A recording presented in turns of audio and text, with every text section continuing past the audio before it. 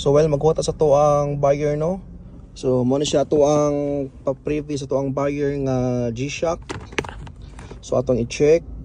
So as I promise nga natay free nga authentic nga G-Shock nga relo niya, full tank pa gyud na to ato ang sakyanan. Kita ninyo naka full tank na siya. Okay, so while maghuwat ta ato na i-check ang kuan relo.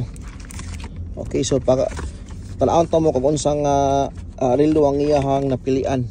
Okay, so mao ni ang napili ni sir nga relo, no. Makita ninyo original na siya, authentic. So kung palito na nimo sa mall na sa 7,000 kapin. Okay, so sa tuwa ato ra ni ihatag og free. So mao ni si sir ang first buyer na to nga makakuha sa to ang pa-freebies nga relo.